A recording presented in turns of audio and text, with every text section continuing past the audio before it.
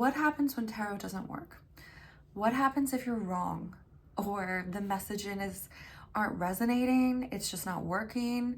What do you do if you're reading for a client and you are totally wrong or off base? This is a question that was asked on my previous video, which thank you so much for asking. This is a great question. It's actually really great. And it kind of stumped me for a little bit.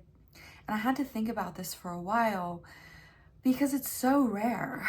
It's actually quite rare to read for a client and they're like, yeah, this doesn't make sense, or you're totally off base, or it's not right. It's actually profoundly rare.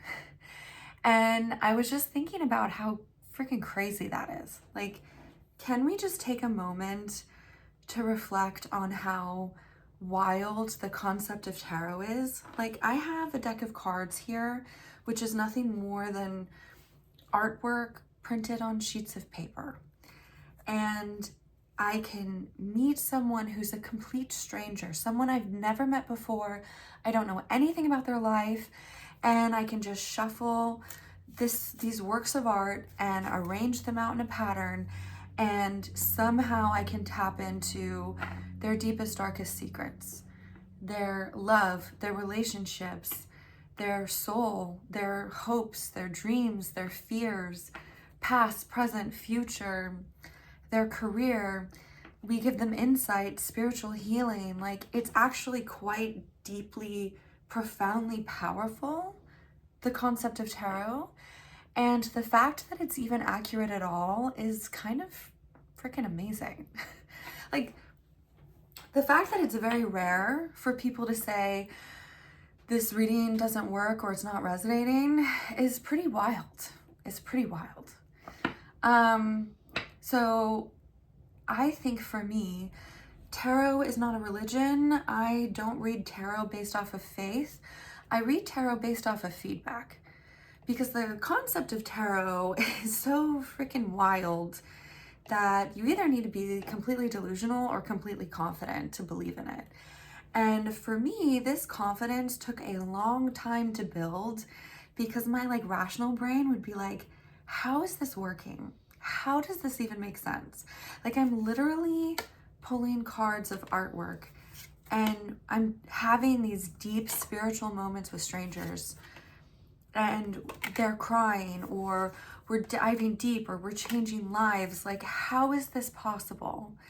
And the confidence that I feel as a tarot reader comes from consistent feedback from reading for strangers that tell me on a daily basis how accurate and consistent and powerful tarot is. So it's not based off of faith, it's based off of feedback. And if all of a sudden I started getting feedback from people saying, tarot's not working, you're not right, it's not resonating, then I would stop being a tarot reader. I would stop doing this if tarot stopped working. So it's pretty wild. It's pretty crazy that it works at all. But I was thinking about your question, and there are definitely things that I have adapted and changed as I developed and matured my practice to make myself a better reader, so that when I'm able to connect with clients better. So yes, and I'm not perfect. I don't have no one is perfect. Obviously, you're gonna get people who say this isn't landing, this isn't right. You're obviously gonna have off days. Everybody has off days.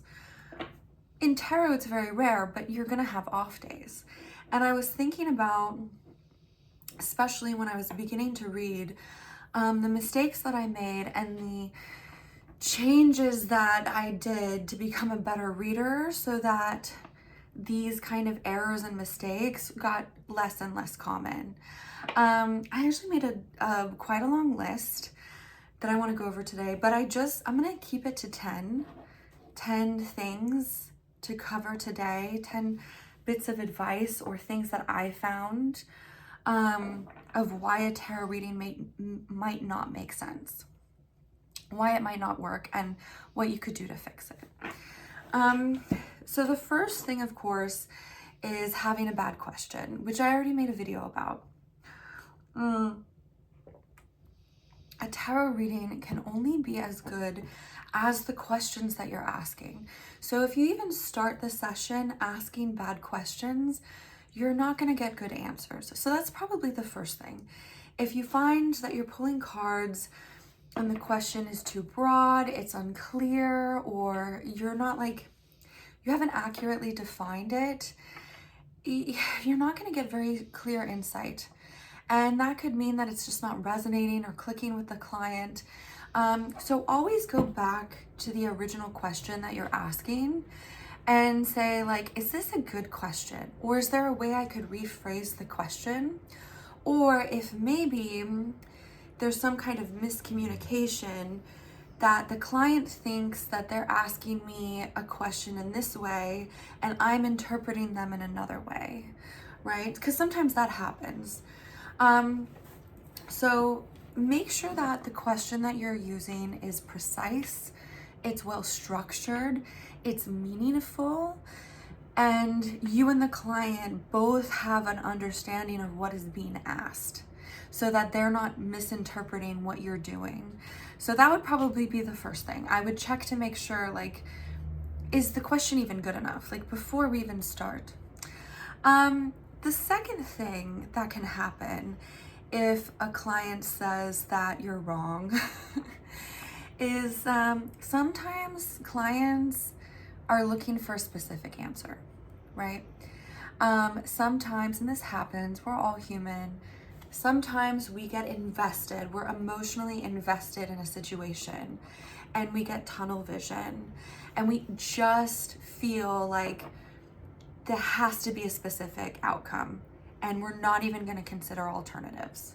And if in the tarot reading, the tarot cards are suggesting an alternative, sometimes the clients get defensive and they say, no, you're wrong.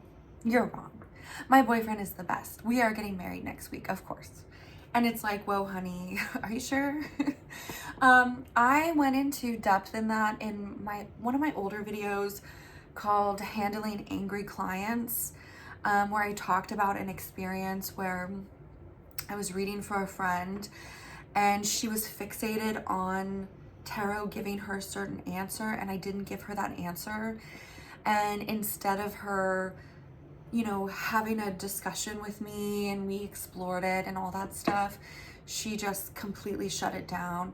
So sometimes we have internal bias or internal resistance that closes off our mind, that makes it so that we're not actually open to alternatives, or we're not actually open to considering other possibilities.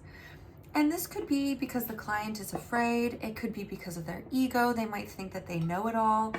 I don't often get narcissists or big egos that come in for a tarot reading. They tend to not be the type of people who are attracted to tarot.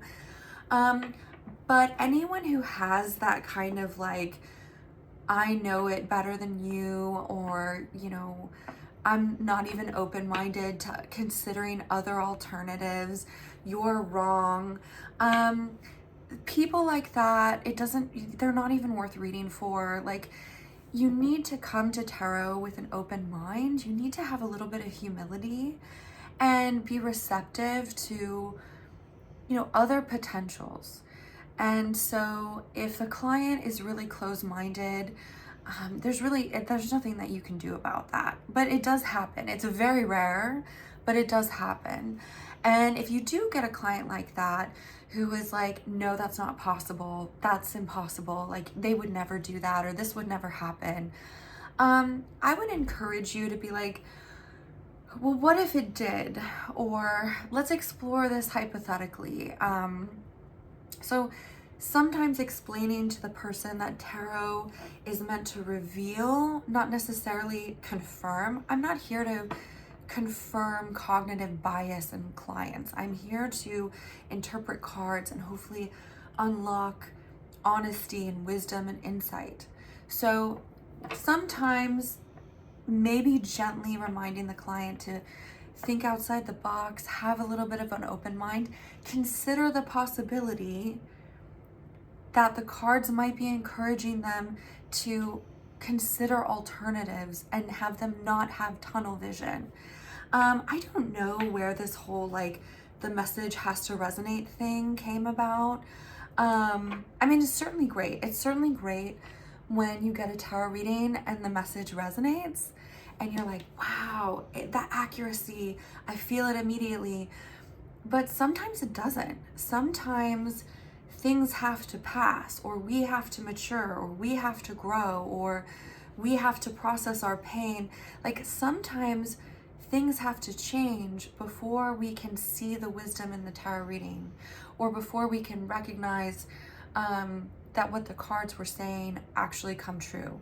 This is why I highly encourage people to record their readings. Like all of my sessions, I record them on Zoom, and I encourage my clients to download them so that they can watch them later. Because if something doesn't make sense now, it doesn't mean that it won't make sense later. So sometimes your cards are right and you are right, but the client isn't ready, or they're not open to considering it, or they might have some kind of resistance to processing that information. And that has certainly happened to me lots of times, where I've had a client who, you know, thought one thing one way, and then they contacted me later and they realized that the reading was accurate and the reading was right. But they just, at the time, they just weren't kind of open to connecting with that. So that's another thing. The third thing is sometimes you're using the wrong deck. I have a deck collection. I don't know if you can see it in the back there. Maybe I'll go through it. But if you are reading for clients, the kind of deck that you are using is very important. And when I say decks, I mean specifically the artwork on the deck. Tarot is a language of art. It's a language of symbols. It's a language of imagery. And in order to get the client to connect with the artwork, you need to have appropriate art for them. When I read for clients, I specifically choose certain decks that have different art styles that are meant to communicate emotions or feelings or concepts, either using fantasy or dreams or symbolism or surreal or illustrations. There's a lot of different languages that come with art. And having a deck with powerful art in it allows the client to really connect to whatever it is that they're trying to understand. Art is more powerful than language. It's because language has to be filtered through our prefrontal cortex. Like language, we have to translate language. Whether you're speaking English or French or German or Arabic, language is a structure and a form, whereas art is timeless. Art transcends language. It goes straight to our subconscious. It doesn't get filtered by language and bias and you know, the structure of language. So one of the reasons why a tarot reading can fail is if you're using a deck where the client is not connecting to the artwork. Because you can explain the cards to the client, but if I'm holding up a card like this and I'm trying to explain to the client that this is about passion and energy and, you know, fire and flames and all this stuff, and they're looking at it and they're like, all I see is a creepy lady sitting like with candles on a chair. Like if they're looking at it and they're giving me the look like, what the heck are you talking about, lady? I know that this is a bad deck to use for this client, that it's not connecting. You have to trust the artwork in the card. You need to let the artwork connect with the client. If the artwork is not connecting with the client, they're not going to be able to project their own intuition onto the situation. They're not going to be able to connect their own subconscious to the reading. And that's where all the powerful transformation takes place. The client has to be engaged in the session. Like, we're not just here like preaching to people. I want to get their imagination. I want to get their mind. We want them to emotionally connect to the artwork, because by emotionally connecting to the artwork, it transforms the client. It allows them to think creatively. It allows them to problem solve. It allows them to tap into their intuition. So if you have a deck of cards where the client is not vibing with it, they're not vibing with it, they're not getting the imagery, they're not getting the artwork, or if it's turning them off, that could be a huge reason why the reading is failing. And that's also one of the reasons why I have such a huge collection of decks, because I read for a lot of different types of people and a lot of different subjects. And there are certain decks that I have found to be really potent and really powerful for certain people around certain topics. Not all artwork is the same. And yeah, there are some tarot readers that just use the same deck over and over. And, you know, if that works for them, I am so happy that works for them. But in my practice, I've noticed that tarot is a language of art. It's a language of art. It's a way of bypassing our prefrontal cortex of language and getting right into our soul, right into our spirit, and only art can do that. And so having a deck that is powerful and convincing and deep in symbolism and imagery and emotion gets that client to that place where they can have wisdom, where they can have insight, where they can have healing. So check your deck. Like, I will constantly, when I'm reading for clients, I will hold up the card to the screen and I will explain the artwork on the card. I always do that, even if it's the card they've seen before. And I will ask them, does this make sense? Like, do you understand what I'm saying? Does the artwork resonate with you? Is it clicking? I will ask them that. And if someone's like, no, this artwork's kind of creepy, it's kind of creeping me out, I'm not getting what you're saying, then I know I need to pause and get a new deck. It's very rare. I mean, only because I have done this so many times that I kind of know what deck to use with what person on what topics. But certainly when I was starting out, I bumbled through that. So making sure you have the right deck with the right illustrations so that the client can connect to the artwork and help them connect to the artwork. Don't just say, the lovers mean this and Queen of Wands mean that and blah, blah, blah, blah, blah. That doesn't mean anything. Use the artwork in the card to be powerful. The other thing about that, the other big mistake I've seen that causes people to be like, I'm not resonating with this, is don't use tarot jargon.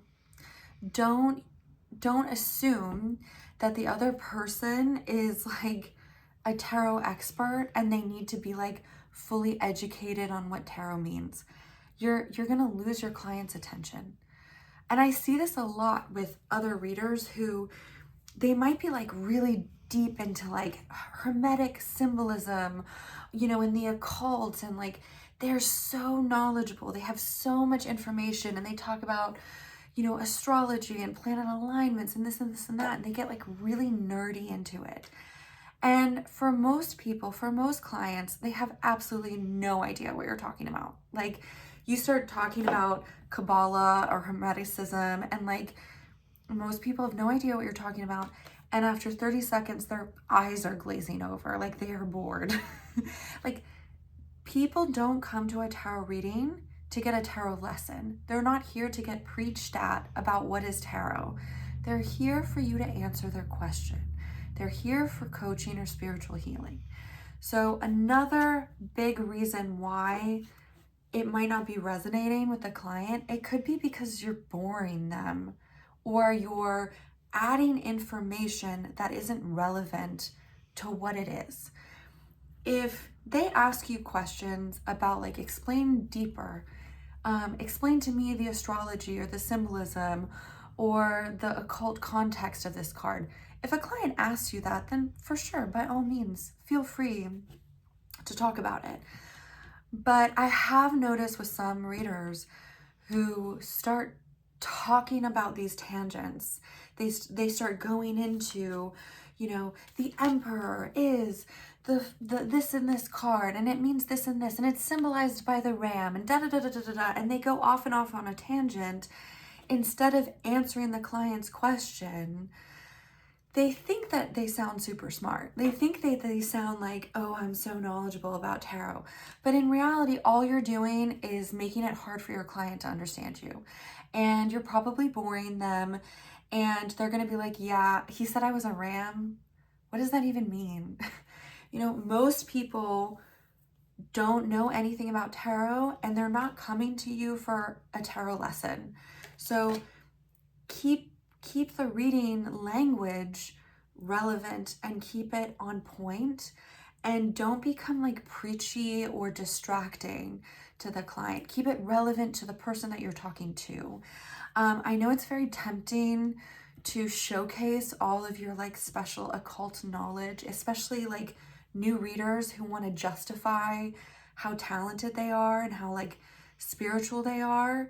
But just don't. Like, let your reading speak for itself. If someone wants to, you know, talk to you about Kabbalah or Hermeticism or all this or Golden Dawn or whatever, then fine.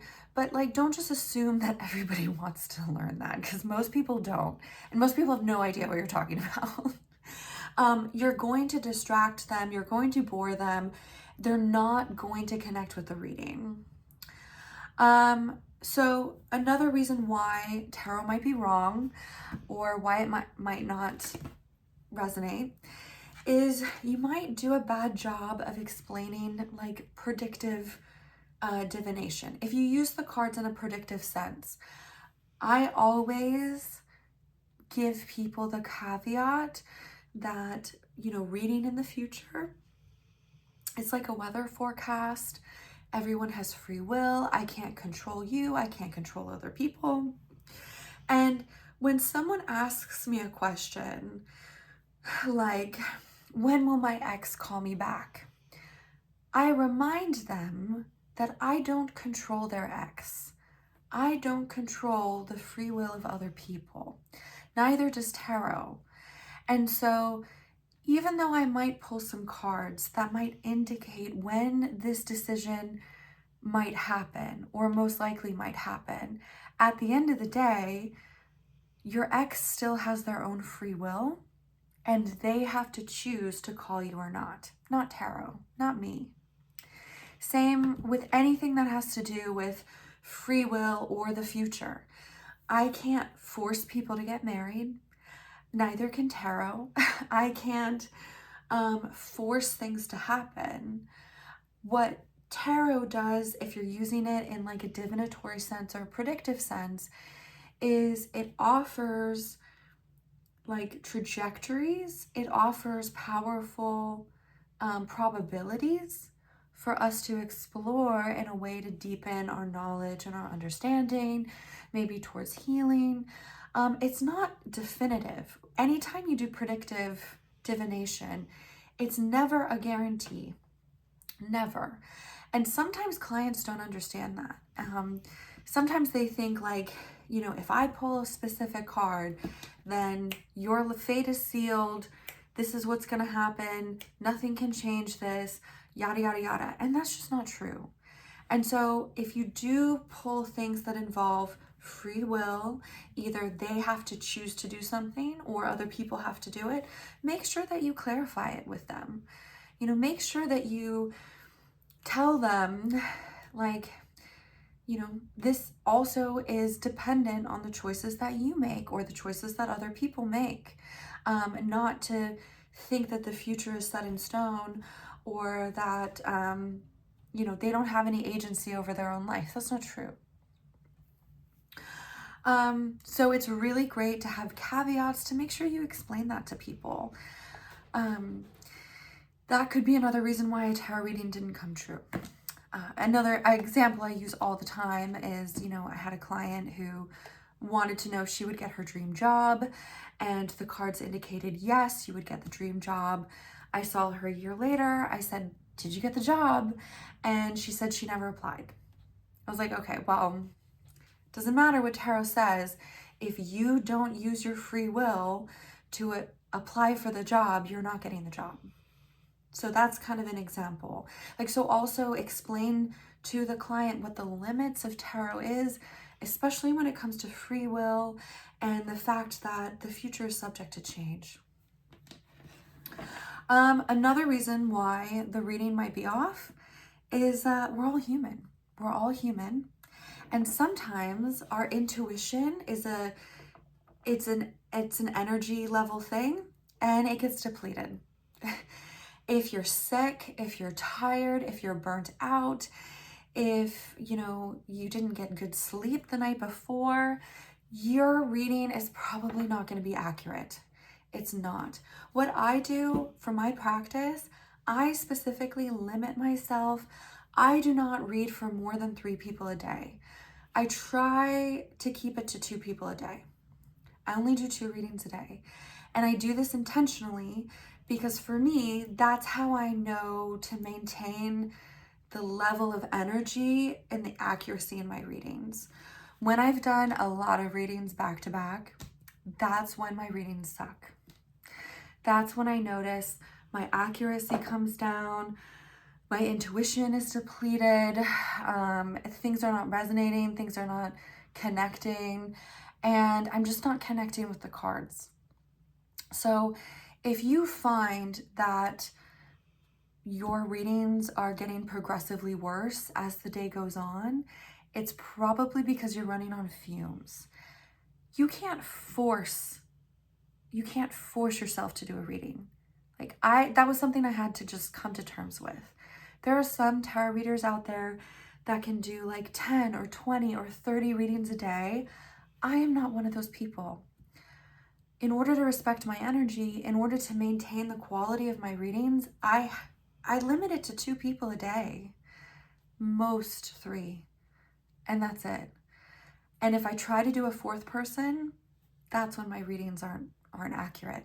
That's when the readings are not landing. So ask yourself, am I tired? Am I fatigued? Am I burnt out? Am I sick? Are my energy levels low? Maybe it could be because your intuition is off. You have burnt yourself out. You don't have any energy in the tank. Being able to read tarot takes a lot of energy. It takes a lot of energy. I'm always tired after a reading. Another reason why the reading might be wrong is if you haven't calmed the client's emotional state. So a client's emotional state can certainly cloud the reading. If someone is overwhelmed, if they're anxious, if they're panicking, they might not be able to process the messages in the reading. So I don't read for people in distress, and I don't read for people in a state of panic. This is one of the reasons why I do not do same-day readings. I have a video a little while back that I talk about scammers, scammy vibes. And I feel like people who offer same-day sessions are trying to exploit people who are in states of crisis or vulnerability. People who are in a panic, a crisis has just happened, and they're like, I need a reading now. I need a reading now. I need it now. There are some tarot readers who will exploit that vulnerability, and I think that that's kind of gross. I think it's gross. And you don't want to read tarot for people who are in a panicked emotional state. They're not grounded, they're all over the place. Now you can read, I read for people who are in pain and people who are in suffering looking for healing, that's fine. But someone who is in a state where they're like, I need a reading now, give it to me now, that is not when the reading is going to land. It is not going to work. So for me, if you book a session with me, it'll at least be 24 hours. It'll at least be a day or two.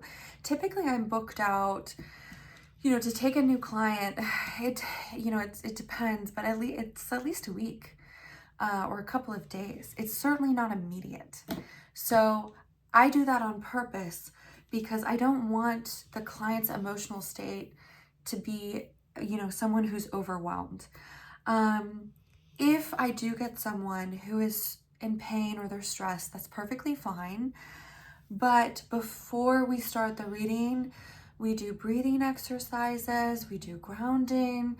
I'll walk them through some calming practices. I want to make sure that the person is in a state where they can process the reading before I begin. Because if you just immediately say, okay, time's starting, let's go, yada, yada, yada, and you don't care for your client, they might not be able to process what you're saying. They might not be able to process it. And so you've got to make sure that they're grounded, they're centered, they're calm, they're receptive, and they're not in an aggressive, demanding state.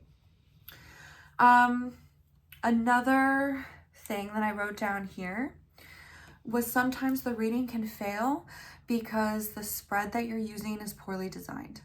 And I'm going to definitely go into more detail on this because if the question is bad and the spread that you're using is bad, you're going to get bad results.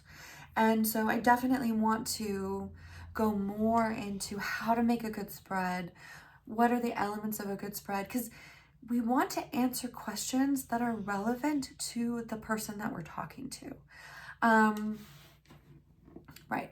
So that's another thing. And finally, one of the other reasons why a tarot reading can be wrong is the client can have just cognitive dissonance.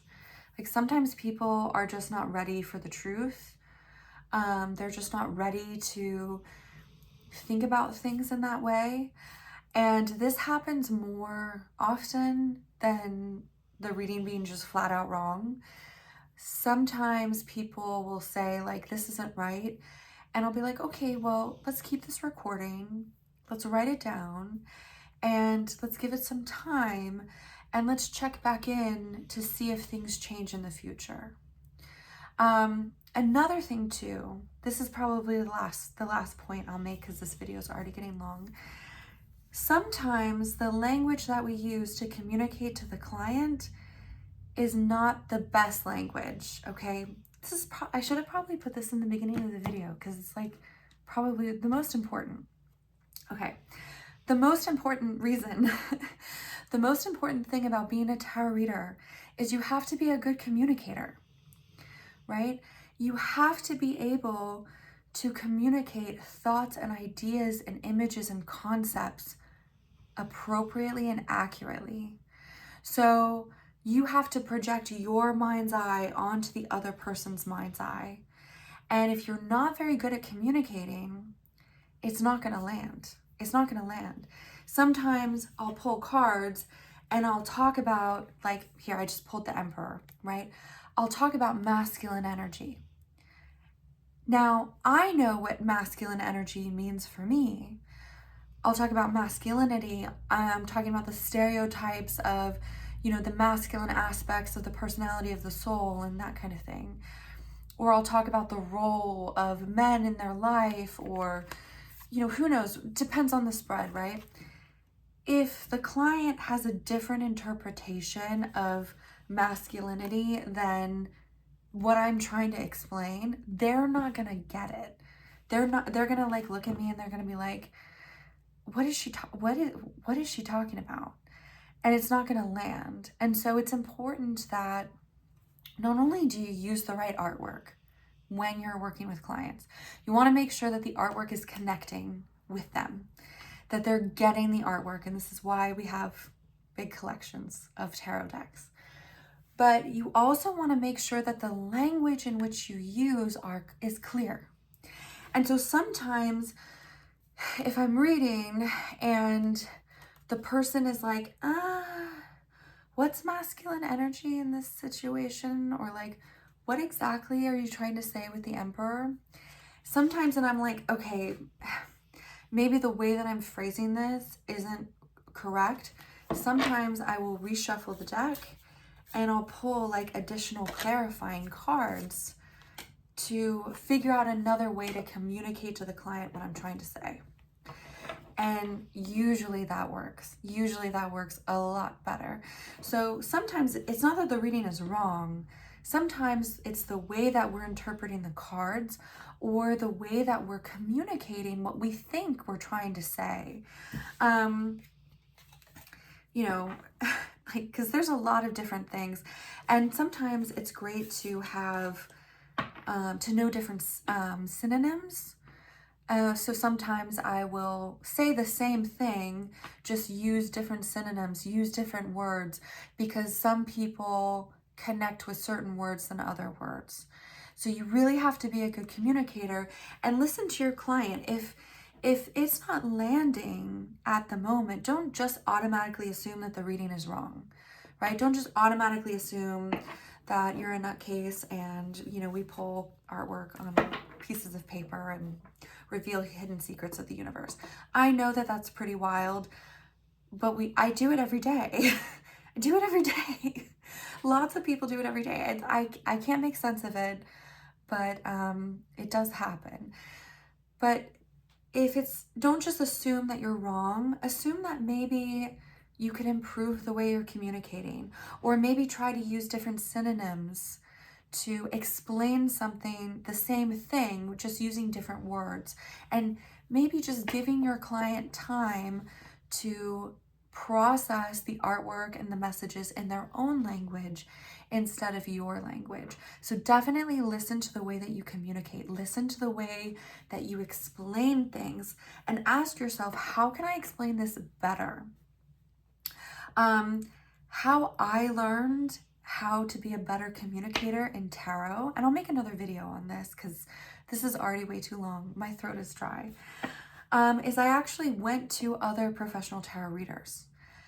I love getting readings myself, and I love going to other readers, and I learned a lot by seeing what I liked and what I didn't like from other readers. There were some readers who were really good at communicating. They were really good at crafting spreads. They were really good at guiding the client in their mind's eye, enhancing the client's intuition. Like, there were some tarot readers, and I might actually like go into detail about the tarot readers that I went to that impressed me, who influenced my practice. That I got a reading from them and I was like, wow, I want to learn how to do that because they do it phenomenal. And I also went to a lot of bad readers. I've gotten a lot of tarot readings in my life, and I've had tarot readers that I was like, you don't make any sense.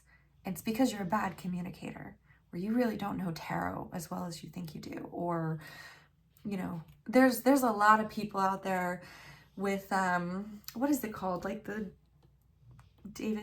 what's the Dunning effect or something? Where Kroger-Dunning effect, where you think that you're better than you really are. Like, you think that you're like this amazing tarot reader and yet you're not. So it's really important that when we read tarot that we go back off of feedback. And if you get feedback from people that are saying that your readings are not landing, that they're not resonating, try to go through this list that I've mentioned. Do a check-in and say, did I make these mistakes? Or can I change things? Can I improve things?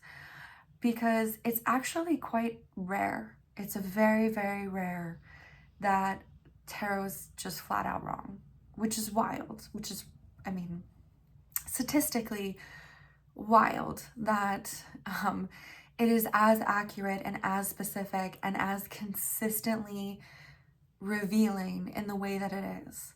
Every day that I read for clients, I get a kick out of it. I get a thrill, honestly. I mean, this is part of why I love to do what I do. I love it at the end of a reading when someone's like, wow, I feel so seen. I feel so heard. I can't believe that you tapped into that or uncovered that or how accurate this was.